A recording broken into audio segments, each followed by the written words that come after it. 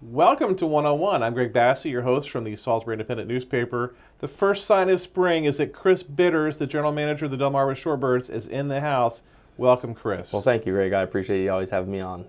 Now, what's supposed to happen out there at Arthur Purdue Stadium in the off-season is that it's supposed to be quiet, and the snow piles up and all that stuff, but you guys have been busy as bees out there. Yeah, it's been a busy last few years, this off-season in particular, obviously with the things that really the fans will get to see and experience. So we're kind of wrapping up the final, I guess, of about a 4-year window of improvements to the stadium to really get us ready for another 20 years of being structurally sound and relevant with regards to modernization of the facility for the fans. Well, I used to sit there and think, no one cares about me because the pitch clock or the pitch speed thing is not working, and there's lights burned out on the scoreboard, and the TV thing doesn't work, and the food's not very good. But you have changed all that. We're working hard at it. Yeah, we are working very hard at it. I took over 12 years ago, and about halfway through that, is when we were able to formulate the plan for what does Purdue Stadium look like for our fans for the next 20 years. So yeah, the new video board and scoreboard obviously are great. Multiple camera angles, things of that nature, instant replays when available. Yeah. New lights? The new stadium lights, the new concourse lights, new seats, and then we sat on those hot benches, burned our butts on those benches. Yep. Now everyone has a seat. Now everyone has a seat, and so when you buy a ticket to a game, whether you get there at 6 o'clock or whether you get there at 7 o'clock right when the game starts, you have an actual seat to sit in, exactly. And that was the big thing, is that particularly on the nights when we're really crowded, got difficult to cram people in what was supposed to be the number of seats in a row, say on the old metal bleachers. And now when you get there, you've got a seat, or if you get up, and now we have the new deck in the outfield. If you want to go walk around, when you come back, your seat is still your seat. Right. Now that's the most impressive thing of all the stuff, that walk-around deck.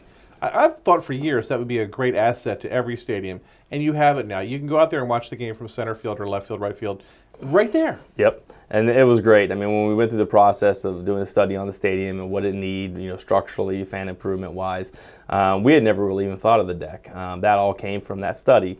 And when we saw that, we're like, wow, this is awesome. By design, it was the last thing we added because it was a new feature rather than replacing an existing feature. Right. So we made sure we kind of took care of what we had existing and then went into the phase of adding the new one. So it's awesome. We unveiled it the other day to the public to come out and take a tour, take a lap, and went over very well, and a lot of great fan feedback so far. I used to go with my kids when they were in that 7 to 10-year-old range, and they would last 2-3 innings and hang in there, and then they would go do the merry-go-round. Yep. And then it's like, all right, what are we going to do for the next hour and a half? Now you can send them out there. Yep. And they can walk around the stadium and be completely safe. Absolutely. And we absolutely noticed that last year once we started phase 1 of the deck, where we redid the berm, put a sidewalk out through what was the old berm at the time, and had some open space there. And we saw families, in particular kids, really migrate to that area, which really, I think, kept them busy, as well as kept them from running around the stands. Right. So it really won both ways, that some of our fans that preferred the kids not to run around the stands, it got them out there, and also gave the kids a place to kind of burn off that excess energy that they have. Right. And as a consumer, if you pay attention to the specials and you're there on the right nights, there's some bargains in terms of beer and food. Yes, absolutely. I mean, this year we're doing $3 Mondays. Yeah. Where it's $3 tickets, $3 hot dogs, $3 sodas. That's our best deal of the week. On Thursdays we have our Thirsty Thursday beer special. Friday, a Big Beer Friday special. So the Friday is the one I enjoy. Yeah, a lot of people do enjoy that one. It was one of the first ones when I got here. It was here before I got here, and it was one of the first things I found fan feedback was really positive about that one in particular. So, and on Sundays you can get a half-price ticket if you bring 2 canned food items that we donate to our local food bank. So. Yeah, the Friday one on my way home from work, it's like, I'm going to pull it in here. Absolutely. And it's such an easy experience because you can just pull right in and park, and get your ticket, and you've got every seat's a great seat. It is. It really is. And even when you're out there on the deck and out in the outfield, it's a fantastic view. So we're really looking forward to see how the fans engage those new spaces. That's cool. And lots of great sponsorships. You've got great people out there. The billboards are great. It's all very supportive of the Shorebirds and the community. Yeah, we're very fortunate to have a great base of partners here, local businesses that support us, that obviously want to advertise to our fans to grow their business, but also, a lot of times they do it because they do want to support us because they believe what we do for the community and all the things that we're actively doing in the community on a daily basis. That support lends us to be able to do those things. One of the things I've noticed in some emails lately is where you do your hiring, where you get people organized, your ushers and all that, and train your people and hire the people. It's a very complicated process to make sure you have the right people in place to service all those customers. We do. We take pride in it. We're fortunate that we come from an area here on the Eastern Shore that people are generally nice. You hear about certain fast food service chains that do a great job in training their folks. Yeah. And while we do have a training program that we put our folks through, we're fortunate that people generally we hire are just good people. Yeah. So, I always tell them, treat our fans like you would your mother or your grandmother. If you keep it to that simple, you'll be successful, and we'll be successful because that's the way we should treat every fan as you would your mother or grandmother. So. Right. And the between inning stuff is fun. Yep. And the new video boards gave us a whole new dynamic. Cool. For years, we had the old video board that was probably high tech back in the early days when it first came online. And then, as you mentioned, it started to fade and have its challenges. Right. And the new board now, we can do promotions, games. All the statistical information is now on the board. So what a player's batting, it's updated at that moment when he gets a base hit. His average is going to change on that board for his next at bat, where he's from, and then we also had some fun facts about maybe what's their favorite food or things of that nature. So we can really blend the things that we used to do only on the field between the games to now a blend of video board entertainment. And really what we try to do is create a bridge between the players and the fans, and so the fans feel a little bit more connected to the players, because as you know, it is minor league baseball, so the players are only going to be here for so long, and then they're going to move up. So we really try to create that bridge between the players and the fans utilizing the video board. I just imagine what it must be like as a player when you're at bat and you see your photo out there in perfect color. Yep. It must be a real head stirrer there. It is, and it's neat. The guys, prior to every game, we do a recap of last night's game. We call it the Short Report, and it's a few-minute clip of what happened with our radio broadcaster voiceovers on it. And you'll usually see the guys when they're warming up in left field kind of stop for those couple of minutes just to see what we're doing. Yeah. And we're able to use that content on social media and other places to really, again, create that bridge between the fans and the players. Nothing against the previous owner, Comcast, but seventh inning stretch, who you work for, the owners now, have really changed this thing, have really made the fans more important. We want to be a strong part of this community. We always have with each of our teams. We own 3 teams out there in minor league baseball world. All 3 are different affiliates than the Orioles, but or the other 2 are different affiliates, I should say. But we really want to be an integral part of this community. The number of appearances we do, we were just going over that today. I think we'll be out Thursday, Friday, Saturday, Sunday this week. We're at a women's event in Lewis. We were at Crown doing an Easter egg hunt with Crown and our partners with the radio station. So we're always trying to be involved in the community because the community is who allows us to exist and really any business to exist. So we want to give back and be an integral part of that community. And Sherman doesn't just sit in his nest. You have him out everywhere. He is always somewhere. He is going. We're kicking off our Hit the Books reading program here, or I should say the appearances. Which is terrific. Yeah. We've wrapped up that program, and people don't realize that program donates approximately 40,000 to 50,000 tickets to kids within our schools on the Delmarva Peninsula. And it's about 100 schools that participate in that program. And those kids are able to come out to a game in April and early May while school's still in to reward them for their reading program, reading accomplishments. And that's a big part of what we do. And we're actually, last year we won the South Atlantic League Community Relations Award within the entire league. Right. And I believe that might be the first time the Shorebirds have ever actually won that award. Yeah, yeah. Now, I know you're not the manager on the field, but they're in spring training right now. Team will be breaking coming up here. What are we looking at this year? Yeah, I think you'll see a lot of the guys from Aberdeen that were in Aberdeen last year. Potentially, we might see Grayson, who was their first-round pick, a pitcher. I think we'll see a couple of returning players as well that were from our team last year, or some of the guys that came up at the very end of the year as the rosters push up a little bit. Right. So I think we'll have a fun, exciting team. I think we'll always be young. And I think eventually, not as much this year probably, but as we march into future years, I think we'll start to see even more of a Latin influence into our roster. Right. That we had a larger Latin influence and it shrunk a little bit. And I think not this year per se, but as the draft and the Orioles continue to develop their programs in the Dominican Republic and other places, we'll start to see that influence because at the end of the day, about 30% of minor league and major league players are from Latin American countries.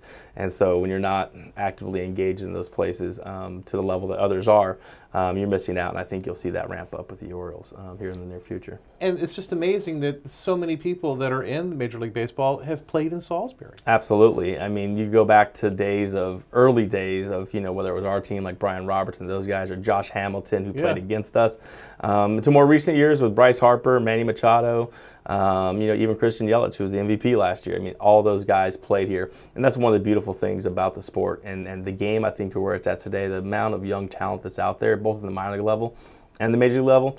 Even if you're going to a game and your team may not be the best, you may be seeing some very talented players on the other team that one day will be in the major leagues making an impact. I just saw my son recently about Manny's contract because he goes to school in the Southwest, and Manny went to San Diego. And we were San Diego Charger fans, so we like San Diego stuff. But I was like, don't you remember we used to talk to him at the Shorebirds? And my son was like, that's the guy that we used to talk to. We knew Manny when he was here, and now Manny has $300 million. Yeah, it's a big contract. Happy for Manny. He was a great player when he was here on the field. He was great for us in the community as well. Great guy. Yeah, he had no problem going out to appearances. Actually, him and a guy named Kieran Pope was on the team that year. When we, went down for our first set of appearances, the Little League opening days happened right around our opening day as well, and we tried to hit as many of those as possible. And we said, hey, we need guys to go out this Saturday. I remember Manny and Kieran were one of the first two to say, hey, let's go. We're in. You guys going to do a lot of fireworks again this year? That's always fun. Yeah, we'll have 15 shows. Wow. It starts on opening day, and then all of our Saturdays, which is 11 Saturdays, so all 11 of those, and then our July 4th game or July 3rd. I can't remember if we're home, which one we're home on this year, but we're always home on July 3rd or 4th. So that'll make 13 there, and then we sprinkle in a couple other Fridays. So every Saturday is the consistent. July is the promotion with fireworks, which fans love and enjoy because everybody really gets to get that. When you come to a game and for group outings and things of that nature, people really enjoy it. But we had a rain out last year, so we had a bonus show this year. We normally do about 14, but this show will be 15. So. And we have a new manager. Who is that? Yeah, we'll have Kyle Moore as our manager this year. He was a player for us at one point. He was a coach for us at one point. He managed last year in Aberdeen, and so he'll be our manager this year. So he's familiar with Salisbury. His wife and family will be up for the summer, and he'll blend right in. And again, he's familiar with our field, our operation, all those things. So and our travel and our league, and all the things that managers actually are involved with, regardless of the play on the field. There's a lot of backside administrative stuff that goes in. What time is the bus leaving, and what time we're getting into towns. Are we hitting? Are we not hitting when we get there? Things of that nature. So we're excited to have Kyle. He's going to be a great asset for us, and I think for the Orioles for a long haul. And explain to me, people don't understand how the season works. It's broken into two halves. Yes, so most minor league leagues have halves. There's a couple leagues that are straight through seasons. So we have a first half, which is 70 games, 35 road, 35 And they nearly won the first half last year. We did. We were very good first half last year. We had some unbelievable pitching, and rightly so. They deserved to get promoted. In particular, a kid named D.L. Hall, who was a high school drafted kid. He had a great year, but he was on a little bit of an innings limit as they were getting him acclimated. But so we have a first half, and you can win the first half. And if you don't win the first half, usually at the minor league level, there's a lot of promotions that happen at the halfway point. So the second half then happens, and kind of all starts over 0-0. And then the winner from the second half, and then there's potentially a third team in that mix. And then the playoffs, and you go from there. So. And I remember the 2001 team was like surging at the end, and I remember like some local people wrote letters to the Orioles saying, "Can we get some of the guys? I think it might have been Rochester then, to come down and help us win the title." And the Orioles were like, "No, we don't really do that." And they're like, "Well, can you promise not to take any of our good players away here at the end?" They're like, "No, we can't really do that either. It's a developmental league." But people want to win. Yeah, and you can win as you develop. That's the big thing that I think a lot of people say, well, you're not trying to win because it's a developmental league, or why aren't we winning? It's all players on the field want to win. I don't care whether they're playing chess in the locker room or checkers or whether they're out on the field. They want to win. They're competitors. But it is about development. So when you have a pitcher that has performed very well over a long period of time in our league, they need to move up. They need to be challenged. It would be no different than a child in school. If a kid excelled in second grade and you want to promote him to third grade, well, you wouldn't hold him back just because you really like this kid and he helps your grades. You promote the kid because obviously he's done well in second grade, now he deserves to go to third grade. So it's very similar to that. You built a great team in your office. I know when I go to buy tickets on my phone, it's so easy. How did you all make it so easy for us? Well, we're trying to be very forward-thinking with technology. Yeah. While I think our market overall probably isn't as advanced as a lot of other markets that are high-tech markets, I guess you would say, we've tried to remain current with those things. Online ticketing. You can buy a ticket on your phone. You can buy it on your tablet. You can buy it on your computer. You can print it at home. You can have mobile ticketing. And so we really want to stay on the forefront of technology. And we've really seen that growth in the way fans are purchasing our tickets. And we actually just met with the staff the other day because we're having less people actually just walk up to the box office because it is so convenient to hop on your phone or hop on your computer, and you can pick the dot, pick the seat out that you want, pick exactly what you want. No different than an airplane. When you're purchasing tickets to fly out of Salisbury, you hop on, you pick your seat, print your tickets, and you're off and away. Or you can put it on your online, your phone app and go from there. So we really want to be forward thinking, and we always try to be, obviously within the resources we can provide. And we're working on some online parking things where you can actually take care of that kind of stuff through an app as well this year. That'd be great. So you can actually, a company called Clutch we've partnered with, and you can actually hopefully be able to go on if you want to buy a parking pass, boom, and you come up, our guys out in the lot will have a phone scanner. They can scan your phone and boom, you just roll right in. So really trying to make those things more convenient for the fans because we're only open to certain hours, but people don't make buying decisions during those hours. Right. You might be at home, see one of our TV commercials or reading the newspaper, and decide, hey, I want to go to Shorebirds game. It's 8 o'clock at night. Well, now you can hop on, do that at any time. I'm signed up for all the little blurbs you guys send out. And I'm so annoyed by so many things that people send me to try to get me to buy stuff. But your stuff's always timely and pertinent, and it actually intrigues me to be more involved. Well, I thank you on that. I appreciate that because that is a balancing act for all businesses and for us. And there's times I feel like, are we overdoing our we don't want to bother anybody. Are we overdoing our communication? So we try to watch our open rates and our click-through rates and those type of things to know, hey, are we a little too much or are we not too much? So I appreciate the comment on that. But we try to keep people informed, and we have a lot of good feedback because we're just really wanting to make sure people know about the promotions and giveaways and things that we have coming up and other experiences at the ballpark. Did you ever personally imagine that you'd be here so long? I fell in love with the air when I first got here. I really did. So you're a California guy. I'm a California guy. It must be hard to leave California. It is and it isn't. The hard part, family, which most people that relocate for their work, that's the hardest part, is all of our family is there. So it's just me and my wife and our 2 daughters. But we have such a wonderful extended family of friends that have made us welcome here.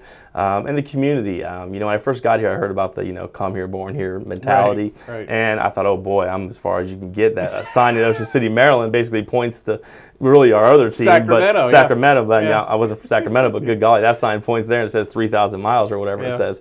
And I thought, oh no, I'm in trouble because of this whole mentality. And really, it was nothing like that. Everybody was very welcoming. How can they help? Our community partners, our business sponsors, they know when we need something at the stadium that we're seasonal and that we have a short window of time to do things, and they come out and jump in. So it's been wonderful. And quite honestly, regardless of the Shorebirds, I love the community. My kids go to school here, and my oldest is just about to graduate, and my youngest still has about 5 more years. Wow. So, my oldest was 4 or 5 years old when we moved here, and my youngest was 6 months old. So I've got one graduating, I got one 4 or 5 years away still. But we love it here. The community's embraced me, and we hope that we've given back in ways with my community service and team's community service that make us, a tight-knit community. Well, you put such a good show on, and every time I go to the stadium, when I leave, I'm like, this was a good thing. Well, I appreciate that, and we try. I mean, we can't control whether we win or lose. I can't control who starts on the mound or whether we strike out or those types of things. But hopefully we can control the experience. We can control, whether you're thanked when you came in. Things like the bathrooms, and the lines to the concession. I mean, all that stuff is, how well the ushers manage things. I mean, it's done really well. Well, I appreciate that. And we watch that when we go to other parks. I was just at spring training. I went to an Orioles game, and I went to a game at the Blue Jays spring training home. And when I go to those games, all I walk around doing is looking at their operation, what signage do they have. I rarely watch any of the game. I'm actually looking around for a bunch of other things that, either something I can steal and bring back to our operation, or something going, oh, wow, they do it that way. I wouldn't do it that way type of mentality. But we're always open for suggestions. We want to make sure that fans feel welcome, feel included, and have a good experience when they come out. The Orioles were bad last year. Apparently they're supposed to be bad again this year. Does that have an effect on how things go? I mean, I think the overall, as the major league team performs better, I think you just obviously have a much more natural buzz about baseball in our market. The majority of the fans here, as you just see, are Oriole fans. They're black and orange, attire when you come to our games. While you do see other teams' attire, the vast majority of it is Oriole fans. So I think as they perform better at the major league level, it's exciting throughout the entire system. And we really saw that, there was a 4 or 5 year window there that we were really, really good in making the playoffs and a lot of exciting things. So last year they went for it. They had Manny and Scope and a bunch of those guys, and they were trying to see if they can get one last run out of that. And obviously by midseason it clearly wasn't going to happen, so they had to do what they've done and retooled a little bit. And I'm excited for the future. A lot of technology advancements at the major league level. Like I said, I was just down at spring training, and the amount of things that they're doing to analytics and stuff like that will slowly be implemented. You can't dump all that on the players at once, but I think the future is bright. I think just what we've had in the minor league system is already a great step in the right direction with regards to even pitchers we had last year in Delmarva that won't be in the major leagues this year, but I think as they continue on their path, if a couple of those guys can continue, then we'll be in good shape. The Orioles were bad last year. Apparently they're supposed to be bad again this year. Does that have an effect on how things go? I think the overall, as the major league team performs better, I think you just obviously have a much more natural buzz about baseball in our market. The majority of the fans here, as you just see, are Oriole fans. They're black and orange, attire when you come to our games. While you do see other teams attire, the vast majority of it is Oriole fans. So I think as they perform better at the major league level, it's exciting throughout the entire system. And we really saw that, there was a 4 or 5 year window there that we were really, really good in making the playoffs and a lot of exciting things. So last year they went for it. They had Manny and Scope and a bunch of those guys, and they were trying to see if they can get one last run out of that. And obviously by midseason it clearly wasn't going to happen, so they had to do what they've done and retooled a little bit. And I'm excited for the future. It must be frustrating though when you get a star and then they get promoted. Obviously you'd love to keep them. That's it was like the Orioles year. We had Manny and Scope and those guys. They worked with us during the All-Star. We had the All-Star game. Michael Givens. Yeah. So the year we had the All-Star game, they made sure they kept those guys back to be able to help us to play in that All-Star game. Last year, Chris Tillman was in on a rehab assignment, and he was struggling. And there were a couple opportunities to turn a double play, and the defense, the infield couldn't get it done. And to watch him, he was getting more and more frustrated, and then he was pitching worse and worse. And you would think a pro like that would be able to sort of manage all that in his head, but he really couldn't. Yeah, with all players. He's like, I should be back in the dugout. I should not be out here getting shelled some more. But he was. Yeah, and all players. There's a certain amount of players that have the physical ability, and then do they have the mental ability to execute in those pressure situations. And then there's guys that may not have as much physical ability as others, but they have that mental side. They can overcome those challenges, locate a pitch when they need to, and that's what really separates the great from the good. Because every player on our team has been the best at everything they've ever done, and so that's the big difference. Yeah, that's the thing. They were all the star. They were star wherever they were. Exactly, and that's what people don't realize. They're stars. They're Little League. They were the best player to ever play in their high school, probably the best player that ever played in their college, or one of the best. Yeah. And every player on my team was probably hitting the 4 spot in college, and now they're coming here in the number 9 hole hitter. Right. So it is a big adjustment once you get to our level. Growing up, who was your favorite team? I was a Don Mattingly fan, so I did like the Yankees. I also like Boston. I was a Wade Boggs fan because he's a lefty and I'm a lefty. But I grew up in LA, so I was a big Dodger fan. Going to the games with Tom Niedenfuhr, Orr Hershiser, John Shelby, Steve Sachs, all those guys. So we had a Dodger. They didn't really have what they called John Shelby, former Oriole. Yep, John Shelby, former Oriole. Eddie Murray, T-Bone, and Yeah. Eddie Murray was on some of those teams in the Dodgers when I was a kid. So those were my teams, the Dodger teams. But I like the Yankees because of Don Mattingly, and I really like those lefty players. Eric Davis was one of my guys. Just anybody that was a lefty, I kind of fell in love with those guys, and so I followed those teams too. Yeah, Eric was one of those guys I didn't want to like, but then I really did like him when he was with the Orioles. Yeah, when he came over to the O's. Yeah, the O's had a lot of those guys that kind of Eddie Murray, Shelby, those guys. So. Yeah, interesting. Now I get the email, so I know the promotions that are coming up, but tell the world, what stuff do you want to promote this year? Yeah, we have some really cool promotions coming up this season. We're doing a Jimmy Allen bobblehead, who's the country artist from right here in our backyard. Right. So that'll be cool. We got permission from him and his folks to do that. I got the Mike Seidel bobblehead Mike Seidel last year. bobblehead, yeah. So our local weather guy. Yeah, so Mike Seidel was really cool, and we really like to do bobbleheads of local folks. Right. And so Seidel was awesome last year. So this year we have Jimmy Allen, and then we're also doing Big Lou Taylor from Worcester County. Excellent. I grew up with him. Yep. So we're doing Big Lou Taylor. Yeah. We've done a We Are Worcester night, and actually I shouldn't say we, they have done a We Are Worcester night at Worcester County Schools, and so this year as we're talking in the off season, how do we plus things up a little bit, and one of our staff members is a Decatur grad and a Salisbury University grad, and so he came up with the idea of doing this, and so that's had a lot of traction. We're also doing a Josh Hader bobblehead who pitched for us. He's in the Brewer system now, and then we're doing our Star Wars night, which we did last year as well, went over great. That's a big success. It was wildly successful, so we're doing that again, kind of the BB-8 theme, I guess it is. I'm not a Star Wars guy to know all the details of these things. That's why I've got a great staff. I've read that quote so many times. Hire smart people and let them do their jobs. Right. So I really try to do that. But our Star Wars night, we're having some fun with an Office night, Harry Potter night, some things for the kids. So we have a lot of fun promotions, and we really try to build a promotional schedule for everybody. So whether you're a country music fan with Jimmy Allen, or we have one of the dogs from Paw Patrol coming out, which again, my kids are now older, so I'm not really into Paw Patrol, but I know that's a huge thing for the little ones. But we have one of the dogs coming out, do an appearance, do pictures, that kind of thing with Paw Patrol. And groups and businesses, I mean, do they know they can come in and take over the stadium for the night, basically, and have their thing promoted? Yeah, absolutely. Yeah. Yep. Myron Noodleman? Nope. Actually, believe it or not, it's a sad note. Myron passed away. Oh, he passed away. Myron passed away. He was actually, I think he was a math teacher or a history teacher. Yeah. He did this in his fun side, but Myron passed away. He was away. popular here. Yeah, Myron was very popular. There's a few acts out there, the roving acts. Some of them have gone by the wayside, whether it was because they got older and just settling down or whatever. There's a few out there, but we didn't bring any of those in this year. Really, Superstars is the bigger one that people know about and like. But Myron passed away. So there's been some of that in that part of the industry, and there's some new up-and-comers that really, for our budget and what we're trying to do, just don't have the drawing power. While they add to a night, they're not drawing anybody in yet. They do add to a night for the people that are there. You know, last year we had the human cannonball that blasted himself out of a cannon from from second base to home plate. Yes. It was the coolest thing ever, and I've never seen so many cell phones recording something in the stadium at one time. A lot of people do our fireworks shows. They record those, but this topped even fireworks. It was kind of scary, but it was. I was scared. I was standing on the concourse, and I'm like, oh my gosh! And I kind of like did one of the, We could make news for all the wrong. Yeah, exactly. And he said he has missed before, so I'm like, oh man, he's not here, please. But no, we got a lot of cool promotions, hat giveaways, a lot of charity engagement promotions that we're doing. Our 4th of July VFW and Operation We Care promotions that we do there. So, there's really something for everybody. So if you dig through our promotional schedule, where it's value nights on the weekdays or promotions and giveaways on the weekends, we've got a lot. My favorite picture to run in the paper every year is when they're cutting the grass the week before opening day, and that grass is so green. How do you get the grass green this time of year? Well, there's two ways you do it. Is Mother Nature can be helpful, so we're seeing it get better every day right now. So we're really hoping over the next couple of weeks, Mother Nature takes care of it. Obviously, fertilizers and all those things that you do. The other way that a lot of teams actually do it is good old paint. Do they paint it? Yeah, as you paint it.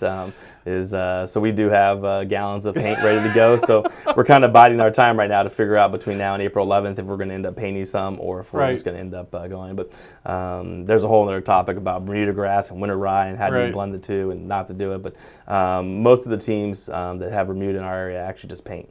And you guys put in a new field. You fixed put your drainage problems. You had terrible drainage problems. Yes, we used to have terrible drainage problems. Now the dugouts would fill up with water. I remember that. It was awful. And now we can drain about 12 to 18 inches of water an hour. So basically, if it stops raining, the tarp's on the field protecting the dirt, then we can pull that thing off, give us a half hour, and we can fix it up and then be ready to play. So the field's new, drains like a champ. On that side of things, so that's great. And we just need a little Mother Nature to help us get that grass a little bit greener. So more fertilizers going out today to try to kick it, jumpstart it and kick it going. But, last year we had, at the beginning of the season, the field was a little off color. And most people don't realize that tan color out there isn't dead grass. Right. It's just dormant Bermuda grass. And all we really need is like a week of like high 60s, maybe a couple 70s, and then that Bermuda is going to pop right in for us. No, but when you go in there and that green fills your eye up after the winter time, it's just a really invigorating thing. I checked the color of the field before I came over here today, actually, when I got in this morning. All right, they're opening on the road. When do they open on the road? We open on the road April 4th down in Lexington for a week, and then we come home for our home opener on Thursday, April 11th, which will be Thirsty Thursday, fireworks, magnet schedule, so we've got a lot going on. Thursday, April 11th, 7:05? 7:05 start, yep. And then on Saturdays, we open the gates at 4 o'clock so people can come out, watch batting practice, check out the new deck, go maybe catch a home run ball out there, all that kind of good stuff. Chris, you got me excited. This is really great. No, we're excited for the season. Just need a few more days to get ready. Well, thanks for being here today. We appreciate it, Greg. Thank you. He's Chris Bitters, General Manager of the Delmarva Shorebirds. He's our favorite springtime guest. I'm Greg Bassett from the Salisbury Independent newspaper. Another edition of 101 right here on Pack 14.